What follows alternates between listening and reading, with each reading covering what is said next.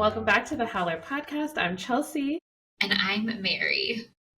Woo! We are back after our special 2-year anniversary episode. Hopefully you all enjoyed it, having our special guests with us. Yeah, it was a good time. It was a good time. We were laughing before we hit record. We were like, it feels like it's been forever since we've done this, just the basic format. And preparing for the 2-year anniversary episode, it takes a lot of work. It felt like we were working on that for months. So I kind of forgot how to do the normal thing. Here we are in year 3, I guess. Yeah, I guess the start of, wow, that's wild. But it's October and it's spooky season. Are you a big Halloween gal?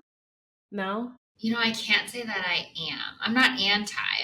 I'm not the one that gets into it and puts up all the decor. I'm a minimalist when it comes to, I shouldn't say that. I'm not a minimalist, but I kind of like low maintenance holiday decor. Do you know what I mean? Like pumpkins. To me, they kind of last our way through Yes. Halloween and Thanksgiving. I'm not about to put like bats and skellies up, skeletons, and then switch to scarecrows come November. It's just. I'm the same way. I just put up some pumpkins. I do have a few little cute things that say witch, and I just keep them up through because they're like elevated, elevated decor items. Yeah. Okay. But yeah. I got a new fall candle, so that's Ooh. always fun, a little cozy. Yes. Smells. I also bought a new fall candle, but I have yet to. This is what always happens. I don't actually burn it because I don't know what I'm waiting for. I want it to last. I don't know. So I still haven't even lit it yet, but maybe that's what I'll do tonight. Yeah, life's too short. Seriously. Well, in Minnesota, though, it's like 80 degrees Fahrenheit. It's not giving fall. I know. I heard. I was actually there last weekend and I experienced, and I did hear that it's still really warm, but I guess Texas doesn't really give fall. It doesn't give fall, no. So I was actually just home in Minnesota for the weekend, and I was hoping for those crisp fall days with a warm sweatshirt, but it actually was just hot. So hot that I got a migraine one of the days because it was one of those days where it was like from the car blazing or blasting air conditioning to outside, really hot, back to the car. And I just don't do well with the extreme temperatures. Ironic because I live in Texas, but anyways, I wasn't expecting that for the weather. But anyway, fall's my favorite season. Not the biggest spooky gal, but we do love a Halloween tradition. And I can't believe we haven't discussed this as a team, but we need to come up with our group costume. It randomly comes to me and I'm like, oh, I gotta slack the team. Be like T-minus 40 days. We need to figure out our costume, but keep forgetting. Though I do think I have an idea, and I think we've talked about it. I think we should be the Power Rangers. And if you listen to the year 2 anniversary, you know why. Yes. Yeah. I'm down for I couldn't remember what you were going to say there. But yes, I'm down for the Power Rangers. And well, we've only done the team costume 1 year, right? When we did the Barbies. What did we do last year? Last year was your first year in Texas, so you did a costume with some Texas folks. You guys did like the phases of Mark, I think. Mark's Eras tour, yeah. Yes. Okay, I'm down for Power Rangers. Although, like a work appropriate. I'm not. Yeah. I'm not trying to wear like a spandex unitard. Yeah, to work. I'm thinking like more the pajama version, if that exists. Yeah, exactly. Or like wear the color but add like the mask or something. The minimalist version. That's our theme. This minimalist. Actually, which tracks, because fall, it's all about letting go, just like the trees. Let the leaves die. so they can rest in the winter and come back new in the spring. 100%. Clearly we haven't done this in a hot minute, and it's a Monday. If you're listening, it's Tuesday. Not even Monday. It's Tuesday, but it feels like a Monday Thursday combo, right? Like it feels like it should be Thursday, but it actually feels like a Monday. So we're struggling. It's not Giving Tuesday. This intro has been interesting. While we were talking about the weather, I was like, I can't believe we're talking about the weather. Does that make us old? But in the moment when we were doing it, I was like, oh, this is fun and interesting. And then I had a moment of like, you're talking about the weather right now. Talk.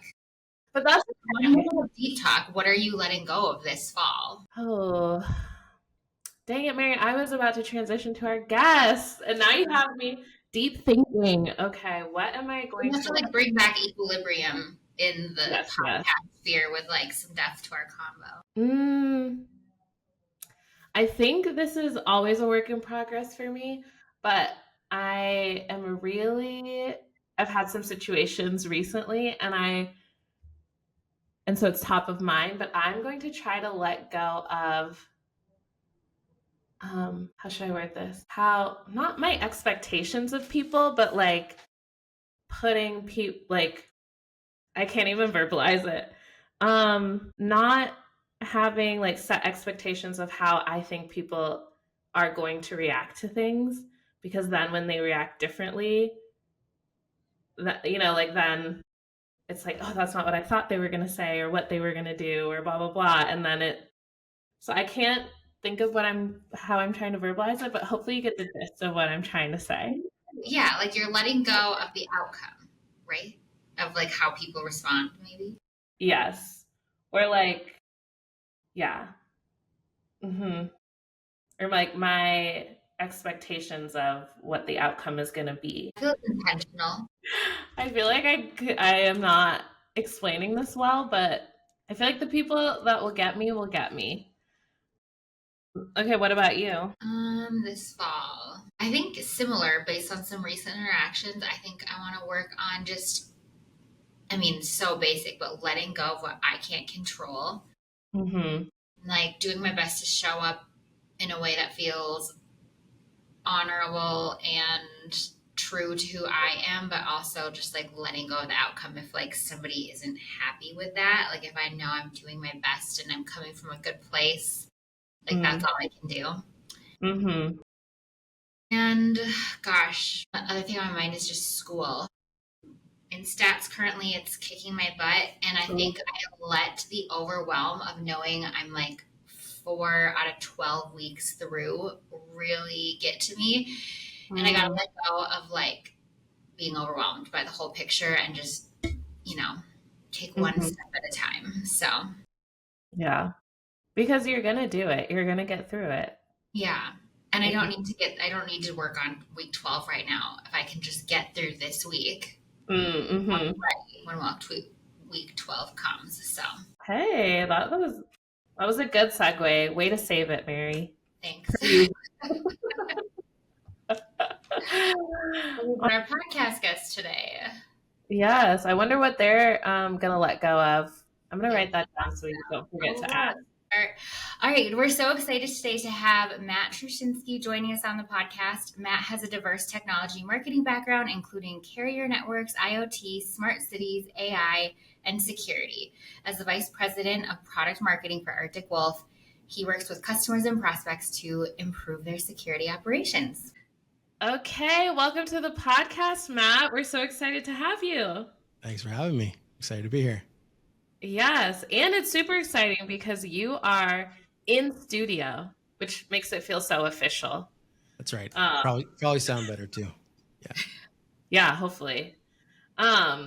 So we also have another little special guest with us here today. Well, he's actually always here with us. You guys just don't get to see him. But we have Alex, our lovely podcast producer. Say hi, Alex. Hey, how are you doing? So Alex has been with us since the very first episode, and he helps us with all things, production. So filming, editing, especially those early episodes. Mary and I would probably have like 50 plus edits between the both of us because they were a little. But you're pros now. Yeah. Now we probably need the same amount of edits. We just don't care anymore. We're like, just keep it. Makes it more authentic. Yeah, exactly. But anyway, we have Alex here with us on camera because Alex and Matt are actually friends and have known each other for a really long time. So we thought it would be really fun to have Alex and Matt just kind of like talk about your guys' relationship, how you know each other, and then Alex actually helped us with the fun little trivia for the episode. So I don't know, Alex, Matt, who wants to give us your meet cute? Like how did we come to be friends? I know where we met. I don't know if that's the meet cute though. Oh, okay. Yeah. If you remember, Alex, where did we meet? It was Ethel's Lounge. That's true. Ethel's first we had a meeting. It was our very first meeting, and that's where we met. But I think like we all kind of knew KW is a very small town, and everybody kind of knows everybody. So it was just one of those we hadn't met yet. Well, for those of us that aren't KW, Kitchener, Waterloo, Canada, for those of you who don't know, residents, is Ethel's Lounge? Oh, that's a good question. So Ethel's is a bit of a staple here in Waterloo. It's a bar known for tacos and other kind of appetizers. So yeah, Ethel's, if you are going to meet somewhere in town for tacos and beers, like Ethel's is the place to go. Yeah. Okay. It's our dive bar. It is like our true. I didn't want to say that. I'm not here bar. to slander Ethel's, but it's. I think of it as a compliment. Yeah, it's our true. If you're looking for a place to see people, that's the place to go. Okay, well, I definitely haven't been to Kitchener Waterloo looking to see people, but next time I go, I'll add to my list. You'll have to come up. We've got a great office. We've got great employees up here in Kitchener Waterloo, and it's Tech North. There's a lot of talent up here. A lot of our product marketing team is up here in Waterloo, so swing on by. We'd love to host you. Well, I should clarify. I actually have been up several times, but I've never been to Ethel, so I feel like I've been missing out on the traditional KW experience. Well, we'll get we'll correct that. Yeah. Same. I'll actually be there in a couple weeks. I'll be there the week of the grand opening of our new office. So maybe I need to hit up Ethel while I'm there. A little stronger. Put it in the calendar. Yeah. Put it in the calendar. Okay, so we met at Ethel's, which is known for tacos. Were we meeting for this taco event, or you had tacos and then that is what led to the taco event? Yeah, so the history of the taco event is my first gig here in town was for a charity, where I did business development for that charity as well as communications. So if you think of like a BDR role where you call people and try to sell them stuff, I basically did that only for a charity where I call people, tried to give them, say, give us money and offered almost nothing in return. So it was a really hard SDR job out of the gate, but it got me familiar with making phone calls and all this kind of stuff. But one of my roles there was to kind of put on events that raised money for the charity I was working for. And at the time, the kind of, thought process around fundraising was that you would like host a run, or maybe like a walk, or like maybe you'd do like a dinner where people like sat around a table and paid $100 a plate and like looked sad. And that was like the way you raised money for charity. And there was a different philosophy we had, which is, well, why don't we just throw like a really great party that people would want to go to, and then it can be for charity, right? So like flip it and make like the event first. So, we put out a call to the community asking for like, help us kind of create the next big event in town. And Taco Fest was the kind of idea that won our contest. And Alex, being, a community advocate in town and being involved in fundraising and everything else, got involved in Taco Fest. And that meeting at Ethel's over tacos, where we kind of invented and came up with what would become Taco Fest, Waterloo's first and premier beer and taco festival. So and it still runs today. Wait, so you two are the originators of this event? One of a group of people. Yeah. So I have to give out a shout out to Saibol Shakabutri, who came up with the original idea And he's a local tech worker. We've worked together as well. Matt knows him, so yeah. Wow. So how much money have you all raised over the years? It's over $500,000 now. I think it's closer to 600. Yeah. Wow. Yeah. My whole philosophy was like, if you want to like do something good, you can like, there's lots of things where you can like go on a walk or go on a run and do something good. But there was nothing where you could just like sit and eat and drink for charity. So I thought that was like, we should do something that allows anyone to participate and do something for good. And who can't, sit and eat and drink? It's something anyone can do. Yeah. For a cause, who wouldn't? Wait, so is it always the same charity, or has it changed over the years? Yeah, it still supports that same charity I was working for at the time, which is Meals on Wheels. The full charity name is Cutie Sport Connections, and they help with lots of kind of services that keep people in their home when they're aging. But Meals on Wheels is one of their programs that we were doing fundraising for. So, wow. The food connection as well. Yeah. Okay, love. Well, we have some trivia for you guys. We have some general taco trivia, but then also some trivia specific to the taco festival to see how good your memory is after all these years. Actually, how many years have you been doing this again? Over 10, close to 10. Yeah. 2013 was the first one. Yeah. Okay, that also is wild that 2013 was over 10 years ago. Yeah. That's not possible. I'm feeling old. Okay, so Alex, I think you can participate in some of the general taco trivia too, if you'd like, and then we'll save the festival ones specifically for Matt to see if he remembers. Okay, we'll start with a softball, hopefully. Which country is credited with inventing the taco? Is it Mexico? I mean, it's got ding ding ding. I'm so nervous. It's one of those all my taco credibility is on the line here. I'm sweating. Yeah. Literally. Okay. Which restaurant won the first Golden Taco Award? Oh, that's Taco Farm. I know that one. Correct. And for those of us that don't know what the Golden Taco means, does that mean it was like the best taco of the whole event, or what exactly? Yeah. So again, super low budget in those days, but I made those trophies like in my garage, and they were like blocks of wood, and I had like modeling clay. So I modeled one taco out of modeling clay and spray painted it gold, and that was like the judge's choice. And then I made another one, which was like a mannequin holding a taco in the air. Spray painted that one gold, and that was the people's choice. So those were the two awards. There was like the golden taco, which was the as judged the best taco, and the people's choice taco, which was like by voting. And they still use those trophies. They are. Yeah. Wow. That modeling clay held up. Amazing. Okay, which U.S. city claims to have the most taco trucks per capita? Oh, like Austin, I would say. What would you say, Alex? I know this. It's Portland. I think it's Portland. It is Portland. But I would say, Matt, Austin is a really good guess because they have so many just food trucks in general. Yeah. Well, that's where my mind went, because like I know that they don't have like food at restaurants. They just bring like a food truck in. Yeah. It's all right. I'll take Portland. Nice job. That's where I had Austin is where I had my first chicken and waffle taco. And that changed my life. So good. Austin has such a good food scene. I realized too as we were asking this question to two Canadians, we're like, what's the U.S.? Well, so I did try to find a Canadian taco fact, but there was less data on that. Yeah, it probably just came up with the recommendation to visit Taco Fest. That's probably what it. Yeah. Okay.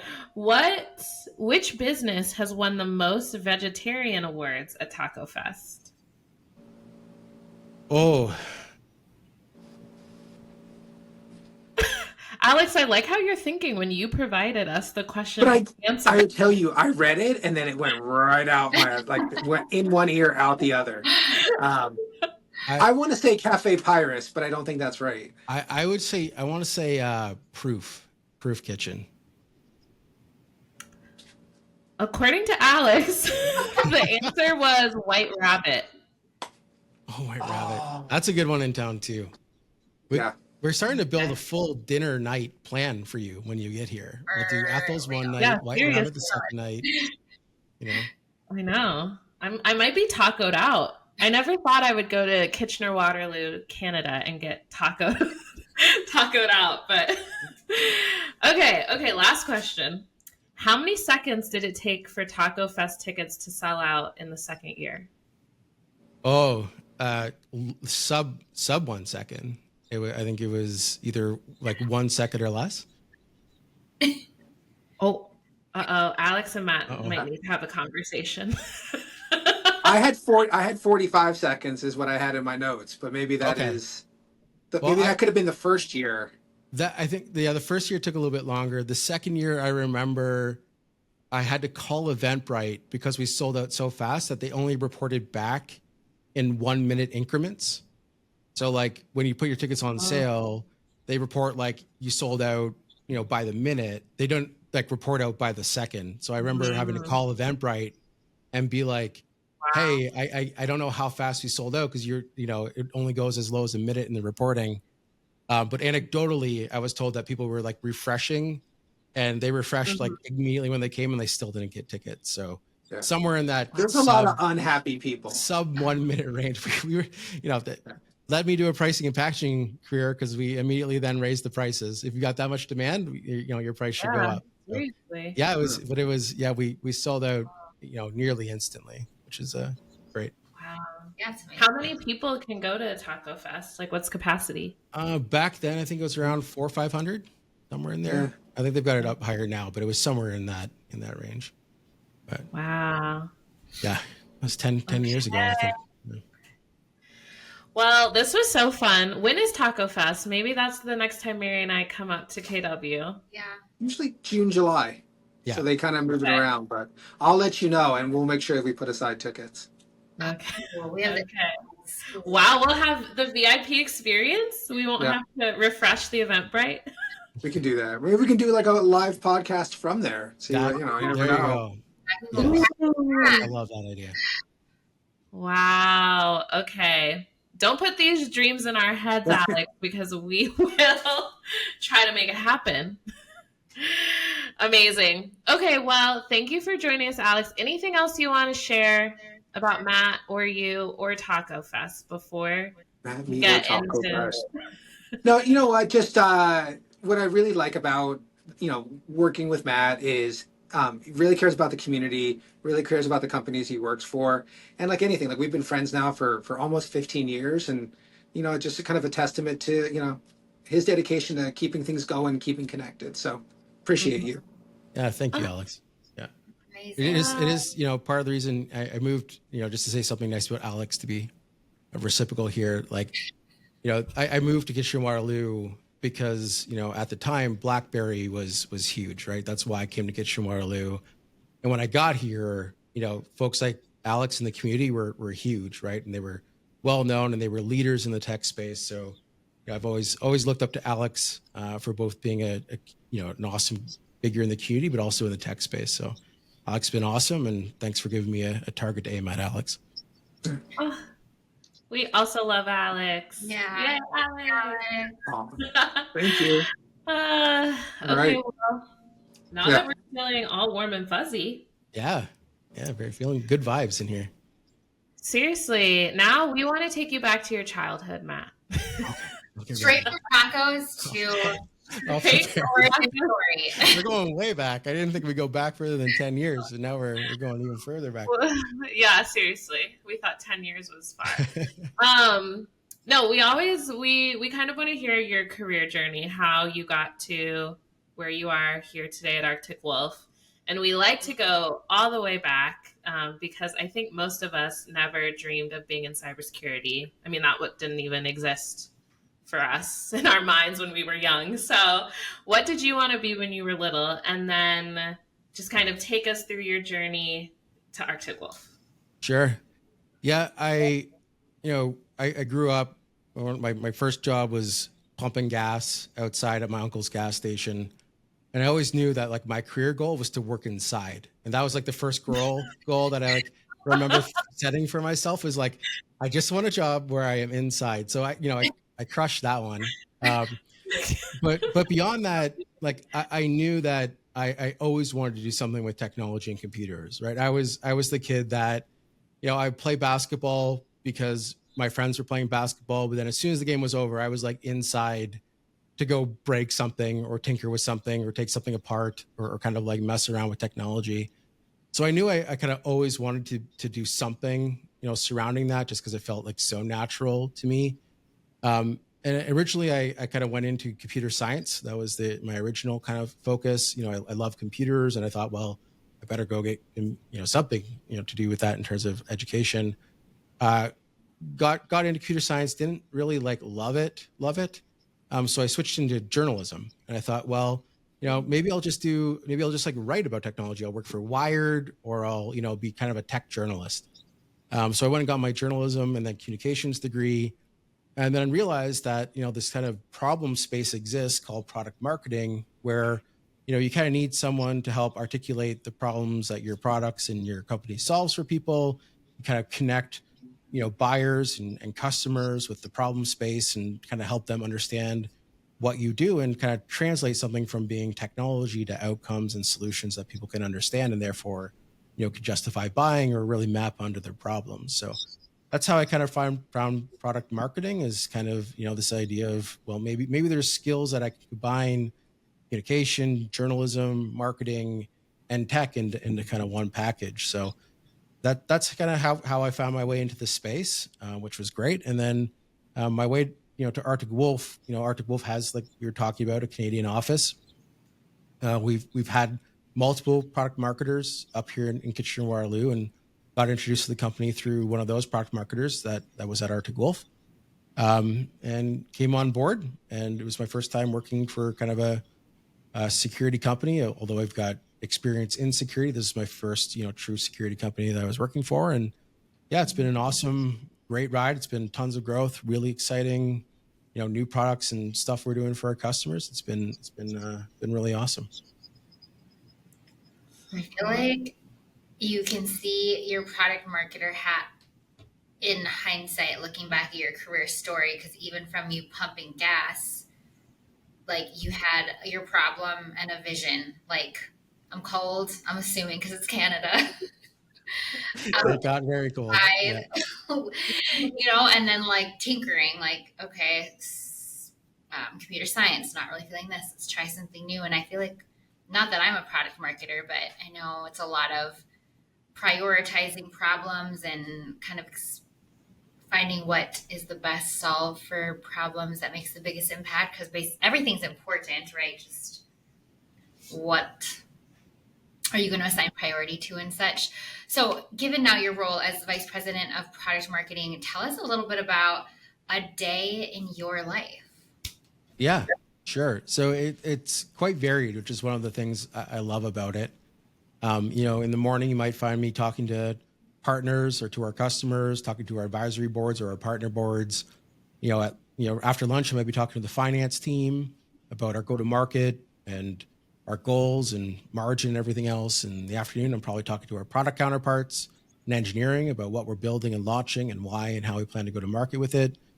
Probably find me talking to the sales team about how we're going to go to market with it, and how we're going to pitch it and position it and price it and everything else. So one of the beautiful things about product marketing is that I get to work so collaboratively across so many different domains with so many different teams.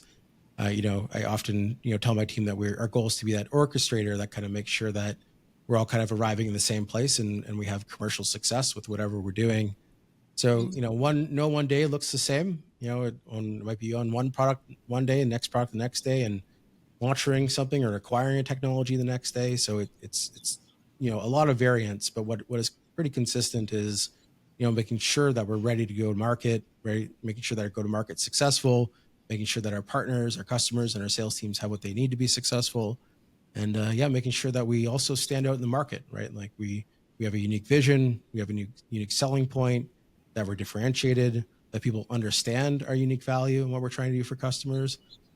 That's a huge component of what we do. And the more we can do to make sure that prospects, the market, analysts, customers, you name it, understand what our tech brings to the table, then we're doing our job to make sure that we're all successful. Mm-hmm. I've just always thought that product marketing sounds like such like a fun opportunity to use like your right and left brain.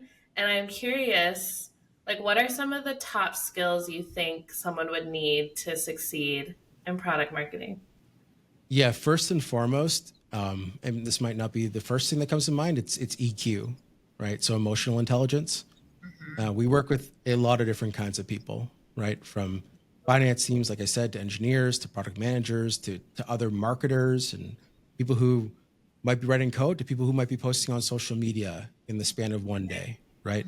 And being able to show up and be able to build relationships, like real relationships with all those stakeholders, understand their priorities, right? And how what we're trying to do in service of their priorities to make us all successful requires more listening than talking, more understanding than directing, right? It requires someone to really be able to step back and kind of play that neutral ground where you're just trying to make everyone successful. So when I'm looking at hiring product marketers here at Arctic Wolf, I greatly prioritize EQ, right? Which is like, can you work with all these stakeholders and really help people follow you, and really kind of want to go with you to achieve success.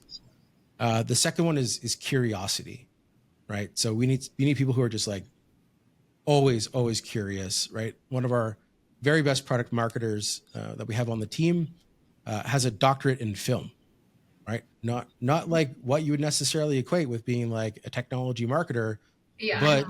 but he's profoundly curious, super driven, really high EQ, and he's fantastic about looking at a problem, solving it, learning, and being hungry to kind of find out more, right? So that ability, whether it's learning technology or learning whatever else, what most important is that passion and that hunger and that curiosity, because that will help you kind of dig into and kind of solve any other problem.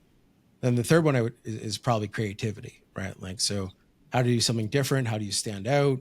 How do you make sure that, people really understand and can hear in a world full of a lot of noise what you're trying to say and why it's different? It requires a lot of creativity both in writing and creating and messaging, but also creativity in problem solving, right? Like if you run to a roadblock where you're trying to get something done, sometimes it requires some creative negotiating to figure out how you can make all your constituents happy. So yeah, those are the three things: emotional intelligence, curiosity, and then creativity. The top three traits I would look for. I love that. I'm curious. Creativity, obviously, like some people are just naturally more creative per like the standard definition what you think of when you think of creativity, but it's also a skill. How do you nurture creative environments where people can fail fast and think outside the box? And like twofold, how do you foster those environments where creativity can flourish, but also how do you foster creativity within yourself and your teams? It's a good question, and I think it's something that I'm personally still working on. Like I'm very fast to hop in with my own ideas. I'm very quick to like hop in with my own creativity. But what I try to do with my team is try to be the last one to speak, right? And try to give space for ideas, give space for brainstorming. So rather than trying to hop into every problem myself and say, well, this is how we should do it, or this is how I would do it, let the teams think, let them suggest some ideas, and you can then coach and say, hey, okay, have you thought about this? Have you thought about that? But creating that space for creativity, creating the space for them to come up with their own solutions, giving space where, in some low risk situations, like for them to make their own call and then have to, kind of navigate the consequences, even if it's not perfect, having someone know that they're in the driver's seat and able to make their own decisions and exercise that creativity requires requires space to be creative, requires some trust to be creative, it requires some, ability to take a risk to be creative, right? And our job as leaders is to give that space and to kind of make and protect that space versus hopping in with our own opinions, our own ideas, our own creativity, because that just makes you the only one being creative, and no one of us is as good of all of us if we're kind of working on these problems. Yeah, that's so good. No one of us is good as all of us. And I think creativity is like just inherently a vulnerable process. You have to bring forth new and different that didn't exist before, which inherently just brings about like the vulnerability of like, it could go wrong. It might not work. We might have to like learn from this, but like, that's the only way that. Well, you two are engaged in a creative exercise right here. I'm sure there's lots Yeah. of times where you're kind of kicking yourself. Maybe it didn't go over quite the way you wanted to, but you learn and you make mistakes. You figure out what works. You iterate. You kind of go from there, and you grow. Right. That's kind of all creative endeavor. You know. Yeah. Okay, I have like one more product manager question while we're on this like topic, day in your life, skills on your team that I'm curious Okay. about. Okay, hypothesis. I feel like a super skill you have to have as a project manager, as an outsider. This is just a hypothesis. I feel like you have to be like excellent with boundaries and saying no, but somehow in a like positive relationship building way. Is that true? And if yes, like how do you Yeah. tell you have said many times like, you know, trying to keep everybody happy and make people happy. Yeah. And it's impossible to make everybody happy. So how does a product marketer manage driving innovation, Yeah. customer needs? It's a really good question, and I don't know if I've ever talked about this outside of my own team before, but I equate that kind of energy, like the energy to like want to get something done or a priority, as being like electricity, right? And if you just try to grab like a live wire and stop electricity, like what happens? You just like get electrocuted and die, right? Like you can't stop it, right? It doesn't work that way. What you have to do is provide a conduit for that electricity to flow through in a positive way. So it's not about saying no. It's about saying, well, let me understand what your problem is, right? Like let's provide a conduit for you to be heard. Okay. And then after you're heard, how can we talk about the priority of what you're talking about? So yeah, I hear it. This is a problem. Here's all the other priorities we're working on. I think that this probably goes here. Like, do you agree or disagree? Right. And now we're not saying no. Now we're having a conversation about what's important to the business. And that's a very healthy conduit for energy. Right. And people they generally understand, which is like, I can't do this right now. But if you give me, 2 months when X, Y, and Z are true, then I think we can help you over here. Right. Or, hey, I don't think that's a good idea, but let me actually explain X, Y, and Z, why that's not a great idea, because, here's some of the other priorities. And again, you don't got to make everyone happy. Your job isn't to make everyone happy, but you do owe people a rationalization of why and how they fit into your priority list. So yeah, there's lots of times where I think probably, myself and the team don't necessarily make everyone happy, and that's okay. As long as they understand what we're working on and why, and understand that, and this also comes down to something that we have to have in kind of the core values of our own team, is that we are working on behest of the best of everyone, right? And sometimes, what's best for everyone means that, it might not be the best for a single team. But what we owe that team is an explanation of what we're working towards and why. So it's got to, that it's just energy that you have to kind of channel into a healthy means. But don't try to stop it. That's how you get zapped. Yeah. I love that so much. And I feel like that analogy transfers well to a lot of things, whether it be conflict or anything. And also, I just feel like that listening part's really powerful. And even like your first step of like be a conduit for a place to be heard. Sometimes like that itself does a lot. Yeah, such a great analogy. Seriously. Okay, well, before we transition to hear a little bit more about your leadership philosophy, because now I'm even more curious. Before we transition away from product marketing, could you maybe share like a recent product launch or campaign that you're like super proud of, or one that you want to highlight? Yeah, and maybe I'll plug it. We can sell a little bit here. Yeah. So, we've just recently had like a pretty big milestone here at Arctic Wolf. We added endpoint security to our portfolio, which for us is a really big deal for what we're trying to achieve for our customers, right? And endpoint security is very close and almost tied at the hip to the rest of kind of our platform and what we do. And the addition of what was, the Cylance portfolio into Arctic Wolf, and now, what we call Aurora Endpoint Defense, was super critical for our company, for our customers, and for the industry. And I was just so happy to see us kind of bring the Cylance product home to a security company, launch it, and so far the feedback has been really excellent. What's cool about those kind of launches, it's yes, we're putting a new product out to the market, but we've also done some pretty innovative things on the go to market in the pricing and packaging. Right, when you buy endpoint security with Arctic Wolf in conjunction with the other products, you can get up to a $3 million warranty for coverage on a breach, right? Which is almost double the highest in the industry. So, it's cool to launch a product. It's cool to launch an endpoint product because it's so massive in cybersecurity. But it's also really cool that we bring kind of other innovations to the market, like our warranties, and kind of being able to couple these things together where if you're a customer and you're kind of buying more from Arctic Wolf, we could do way more to protect you. The more that you're protected, the more warranty we can offer you. And, just kind of is this positive feedback loop for the customer where the better protected they are, the more confident we are that we can kind of offer them those things. So endpoint security was awesome. And then we also recently launched our 360 retainer, which is really interesting. We have analysts give us feedback. They wrote an article, and the title of the article was, "Why hasn't anyone thought of this before?" So kudos to the teams here at Arctic Wolf for being the ones to kind of burst something new in the industry.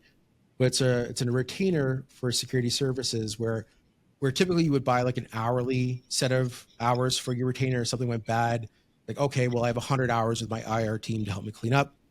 Our 360 retainer just covers one incident, top to bottom. So you don't got to think about hours or how many hours I need, or do I burn down my hours, or do I have enough hours, or how much I pay for it? No, it's just you buy a retainer, and should something bad happen, we got you. That's it. So, and that's the first one in the market. We launched that, and that's been doing really well. Our customers and partners seem to really love that. So again, really cool innovation, right? So launching something that's both interesting, but also kind of breaks the mold in the industry. With an industry this mature, it's a real privilege to still get to kind of like do things that are kind of new and break the mold. So really, really exciting from a launch point of view too, right? You're not just kind of launching, boring old products. You're launching like real innovative, disruptive stuff, which is super fun to work on. Mm-hmm. That's so exciting. When you're working on a product launch, like how far in advance are you usually working? Like, is it... Well, it depends. Depends, obviously. I would say probably 3 months, something like that. Maybe longer if you kind of know something's coming or been in the works for a really long time.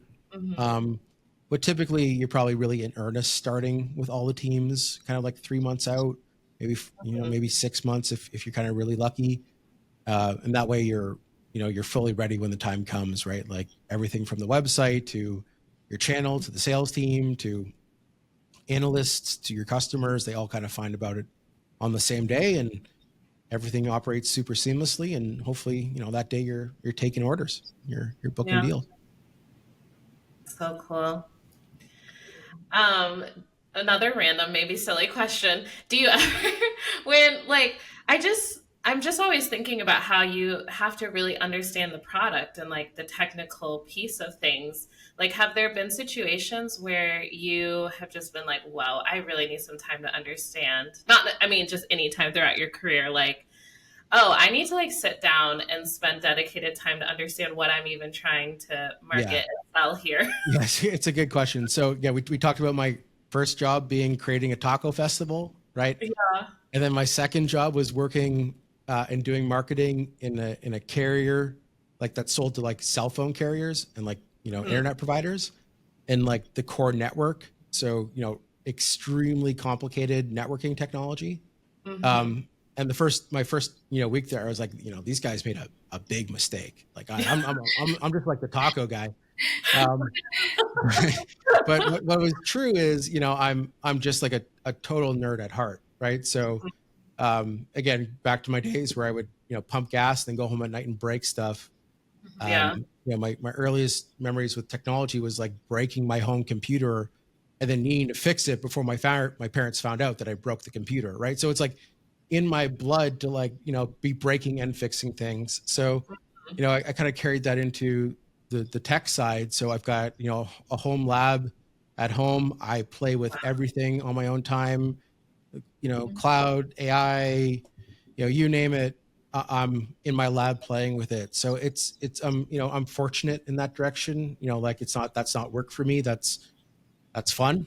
So when it comes to a new technology or something that we're launching, as long as I can play with it and learn about it and take some time to talk to some, engineers, talk to a product manager, talk to an architect, that's the fun stuff for me, like being able to get in it and play with it. And then I have the very fortunate job then is translating, what I've learned and the value that I see in those conversations into and something that a customer or a prospect or our own sales team or partners can talk about. So it's truly a really great experience, is to be able to have the ability to spend time to kind of learn the technology and stay up on it. And it's one of those things that the more you do it, right? If you're already trying and leveraging AI the moment it comes out now years ago, by the time it makes its way to the product or is involved, you've already been playing with it for a couple of years. So it's, a lot easier than to talk about and educate people about it, because you're just so immersed in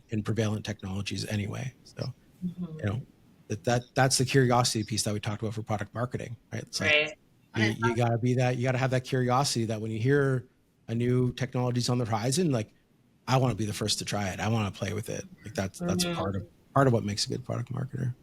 And it sounds like you have a growth mindset too, of like, I can figure this out. Like that curiosity paired with like, I'm excited to figure it out. But I have to make 2 comments. One, I feel like a trend of leaders here at Arctic Wolf, based on what we hear in this podcast, is breaking their parents' computers. And like, I didn't know that. That's funny. So often. And then secondly, I just love that you have a lab at home. Like, I feel like some people have an office at home and you're like, oh no, I'm just going to head to the lab, my lab.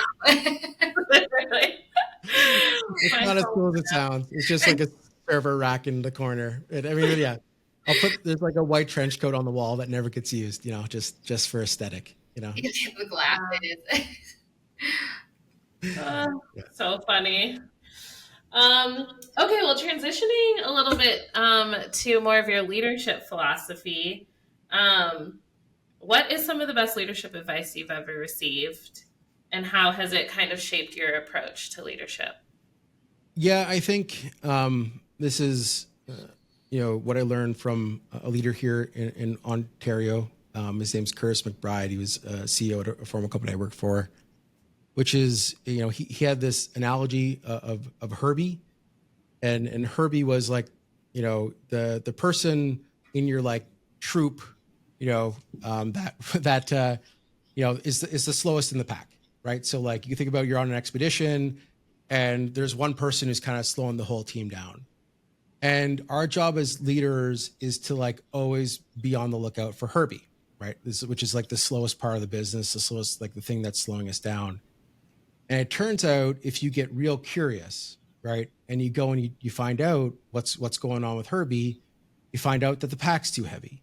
You find out that they don't got the right shoes on. You find out that like there may be a fit issue or something, right? But like our job as leaders is to identify what's not working on behalf of the business, and then genuinely go and try to help that or team, that portion of the business, the team member that's not able to move as fast as everyone else. And 80% of the time, it's something that they can change or something that they can really do differently or kind of learn and grow from. So that kind of servant leadership, philosophy that like, we're here, we work for the people that work for us, and our job is to figure out who needs help and to like go get help, right? Like the idea that the easiest way to kind of spin the organization quickly is to not like drive from the top down and like try to you drive your managers, the managers drive the people, and it's like, if I just like top down enough, then the organization will move fast. Is just proven to not really work. What really works and makes an organization move fast is going and supporting all the people who are on the hike. We're trying to carry the weight. We're trying to get the work done, right? Like you want to get the organization moving quickly, you just get everyone, all those people like running instead of walking on the trail. So kind of having this mindset of kind of always be on the look for who needs the help, where can we help, how can we help, what does it look like to have this whole thing kind of work better is a good approach to teams and to members of the team to figure out who needs help, but it's also good from a business point of view too, right? Like on a given month, maybe marketing needs the most help. And then you figure out what's wrong in marketing and you look over, it's like, okay, well now we got to focus on sales and getting them square. Okay, we're good on sales now, but maybe finance and pricing and packaging needs work. So like kind of looking at the business and also teams in that way allows you to figure out where should we be focusing to make sure that we're, if we're only as slow as kind of the slowest member, if we're only as slow as the slowest part of our business, then that's where we need to be as leaders, like going and helping and supporting and growing and offering our support. So that's, the broad philosophy and the broad, leadership that I got from him is like, if you're looking at, you obviously need to celebrate what's going well, but if you're not on the lookout for, the Herbie that's slowing everyone down, it's a good chance you're missing it. And then you're moving as slow as it. So that's the job of the leader. You've got such great analogies. I'm curious, like, what's step number one if you've identified someone or something that needs help, but you don't know how to provide that specific type of help? Like, what's your first move? Well, step one is to listen, right, and to really understand what's going on. And it could be that they themselves need coaching. It could be that the systems around them, need help, right? It could be that there's something fundamentally broken about, their KPIs, or their KPIs may be in direct conflict with another person's KPIs that they have to work with. Like there's lots of reasons why it could be both them, a them problem, but also a more broad problem that kind of is the organization around them. So really understanding like what problems there are to solve, and not just like leading in on one person or not just leading in the organization, but really understanding what's going on is really important. And then the benefit about working at a company the size of Arctic Wolf and also having, a personal network in town with friends like Alex, if I can't solve the problem, I know lots of people who can, right? And often it is about connecting, people who are having trouble in a specific space with others who are frankly, excellent at it. And we've had that inside the building, we have that outside the building. So if I can't help, I know lots of other people who can.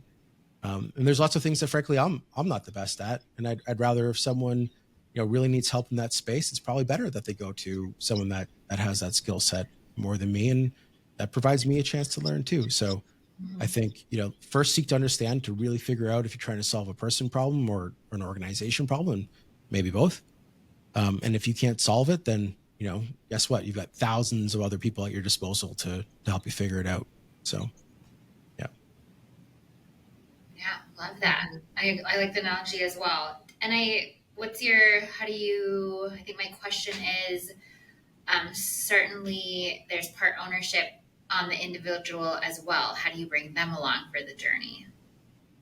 Yeah, I think that's really important, right? I think one of the things that makes someone a really good employee in general is this idea that, they want to be kind of improving over time, right? And the goal is never perfection. The goal is only ever progress, right? So we have lots of times where someone, they just need more help. They need more training. They need more education. They need to think about things differently. And then they need to be accountable for that growth, right? And being able, on their part to genuinely listen to the feedback, right? So it's my job to genuinely listen, right? And to understand the problem, the space. And then it's, they're accountable then for hearing what comes back, right? So if I have advice or another leader I connect them with gives them advice, it's then on them to really internalize that, hear it, try it. And again, not looking for perfect on the first swing, but like to be showing that they can kind of take that feedback and move their own career forward and kind of not get stuck in kind of believing, that they've kind of reached already the pinnacle of knowledge or professional, ability and being able to kind of like take that forward and grow themselves. So I think we are all, responsible for our own growth at the end of the day. And therefore, when leaders give us advice or we seek the advice of others, it's incumbent on us to listen and to implement it and treat it, kind of like the gift it is. Mm-hmm. Yeah, totally. Okay, somewhat related to the well-being and flourishing of your team, let's switch gears we always like to ask our guests about well-being. We can't pour from an empty cup or perform at our best if we're not coming from a place of health, or at least that won't last very long, being able to do quality work. So tell us a little bit about what well-being means to you, and what does it look like for you in practice? Yeah. So this is probably one thing that I probably am on my own journey of working on. I've got 2 young kids at home. I love my job, and most of my focus goes to either, making sure that I'm raising 2 good young boys, or that, I'm doing the job I want to be doing here at Arctic Wolf. So I'd say, I often have, traditionally put myself third behind those 2 things, which is probably not the right call. But especially in product marketing, we tend to work in ebbs and flows, right? So like, we'll go into a launch season or a big product launch or something major happening, in the market, like your Black Hat or something. And that becomes like the ramp up time, right? Like really, really busy, long nights, late hours, lots of work, chaos. And then typically those things launch and you get a little bit of a dip, right? And what I try to do myself and try to advise my team to do is when you go into, that quieter period, that's your recovery time. So if you think of yourself as being like, you're doing interval training or something where you've got these like bursts of intensity, like, interval training is interval training because then it's paired with like a decrease in energy, right? It doesn't work to just be running at full steam 24/7. You'll just like burn out and fall over. So if you're sprinting and you're in that interval, you have to then pair it with backing off and getting some time. So, that's the philosophy I personally try to take, which means that after, a big set of launches, you probably won't find me around the office for a week or something, because I'm out kind of recharging the batteries, getting ready to ramp again. Yeah. And then the same thing with my team, right off the back of a big milestone or a big launch, try to kick them out of the office, whether they like it or not, and just say, hey, you need to go recharge because there's going to be another sprint coming. Yeah. And, you need to be in, you got to make sure that you're ready for that sprint. So ebbs and flows, you gotta try to ride them as healthy as you can. Yeah. Totally. Ride them and be present where you are. Like the push will end, but when the rest is there, like take it, to your point, and like recharge. Before Chelsea takes it home with rapid fire, I have one quick question, because Chelsea and I talked about this at the beginning, so we're curious your answer. It's fall, the leaves are dying, the trees drop off so that the trees can like rest and go into winter and then come back new next year. So what are you letting go of this fall? Oh, letting go of. Yeah. We're going deep. Yeah, I mean, it's a good. I'm letting go of the idea that things should be better, right? Like that things should be perfect. That I think maybe you already said it, right? Like it's about having the expectations be correct, right? And I feel like there's a lot of professional suffering that comes from this bar where we said like things should be perfect or things should be better or like should, Yeah. versus accepting kind of where they are and what it could look like next, or what would it look like to get 10% better, not 100% better. Mm-hmm. So yeah, on a daily basis, I'm looking at things and being like, I want to like completely overhaul this, or this needs to be completely different, right? Yeah. But letting this, doing what I can to let go of some of that like expectation that things should be perfect, some of that bar setting for myself that things should be perfect, and saying, well, what if the goalposts looked a little bit different? What if we're just on a healthier path? So letting go of those kind of like unrealistic, expectations, especially for myself, and embracing the fact that we're on a multi-year journey to get better over time, and that's okay. Yeah, I love that. I Love it. take that for myself too. Mm-hmm. Should is a word that should not be in our vocabulary, even though I just said should. should not. I know professional suffering terminology, but it's like it's like self-inflicted professional suffering. If you wake up every day with this expectation that your day is going to go a certain way because it should be perfect, like that, like I don't know where you want to work in any industry, in any company, where you're going to arrive and like the birds are chirping, and then you walk into a perfectly air conditioned office and everyone's happy and sales are amazing. And there's no where does that where does that Literally. magical place exist? Like it does. Like, so why set the bar there?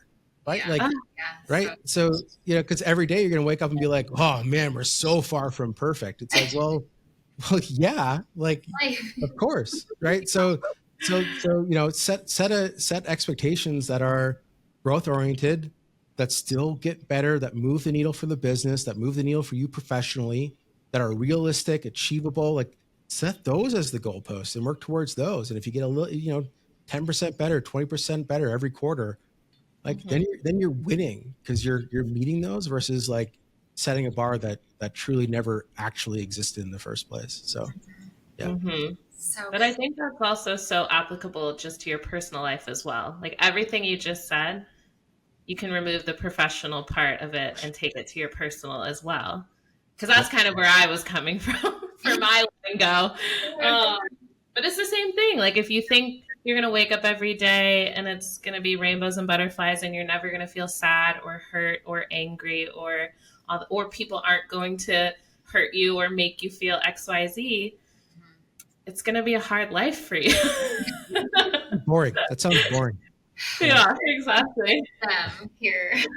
Okay, well, switching gears to our fun, happy questions to wrap this up. Okay, so we always... A little bit of a Palatines at the end. Yeah. Yeah, I like it. Yeah. So we always like to end with our rapid fire. So, okay, first thing that comes to your head? Oh, it's just the first... it's like a single... Okay, all right. Just all right. quick. But I always have a follow-up question, so don't worry. Okay. Okay. Best concert of your life? Bare Naked Ladies in like 2010. Yeah. Whoa. Okay. Yeah. Favorite word? Serendipity. Oh. Ooh. Okay, that's a good one. A place on your bucket list? Oh man.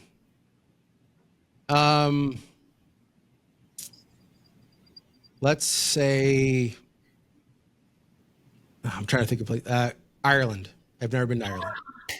Ireland. Love Ireland. And now you can visit the Ireland office. That's perfect. I'll go to Cork. That's perfect. Wow. Yeah. Okay, you got to get to Ireland. Yeah. Okay. What's something that people often get wrong about you? That I'm like 18 years old or like 20. Like, I know Dan Larson's probably going to watch this and make a comment about that I look like I'm a teenager, but I'm not. I'm not. I am a respectable professional age, so just so everyone knows. Yeah. I would be concerned if our VP was 16 years old. Well, I often let it slide because then people think I'm just like doing well for my age. When in truth I'm like, just standard successful for my age. Not just like, I'm not ahead of any curve. I'm probably just where I should be. Okay. All right, last one. Give us a snapshot of an ordinary moment in your life that has brought you joy. Probably just biking with my kids. My boys are 5 and 2, but they're already maniacs on their bicycles. So just your average day out on the bikes on a trail in nature with those two guys is the best part of my day every day. Aw, So fun. This was lovely. So much gems, nuggets of wisdom, really interesting to learn about your world and all the ways that your team impacts Arctic Wolf success and the direction we're going. Thank you so much for joining us today. Thanks for having me. This was fun. And we'll make sure to get you here for Taco Fest. Yeah. Taco Fest 2027. That's it. Thanks. The fiscal years really throw me off. Sorry, 2026. Okay. Whatever works for your schedule. Yeah. All right. Thanks so much, Matt. Thanks. Okay. Wow. What a great conversation with Matt. Yes, as always. So interesting to learn about our leaders and love the conversation. So good. And when this was bugging me, like I just want to come back to our intro question about what we're letting go of, because right before we introed Matt, I thought of a better way to describe what I was letting go of, but then, we got into the conversation. So, but I think it's more so letting people be who they are and not like putting my expectations on them and how I think they should act based off what I know about them. Okay, just had to get that out there because that was bothering me the whole podcast. Okay, I love that. Okay, so it's October here at Arctic Wolf, which means, as we talked about at the intro, it's Halloween. So if you are a pack member, make sure to get your costume ready. We'll do our annual costume contest on Halloween on October 31st. So make sure you are in the Howler Slack channel to participate in that. And also just make sure you're in that channel for all the fun and engagement that we have throughout the packs so that you can stay in the know. Yeah, I mean, I'll also just plug to October holds World Mental Health Day on October 10th. This podcast is probably coming out after that day, but we're passionate about our wolves here at Arctic Wolf. So if you're listening, just a reminder to prioritize your mental health and well-being and take care of yourself. It matters. You matter. And then also it's National Employment Disability Awareness Month. So just a plug for employers, the intentionality around accessibility and supporting those with different abilities in the workplace. With that said, thanks for listening. If you want to be part of this one-of-a-kind community that we call the Pack and you're not part of it yet, come join us on our mission to end cyber risk. You can see our open job postings at arcticwolf.com/careers. We will talk to you in November. Bye, everyone. Bye.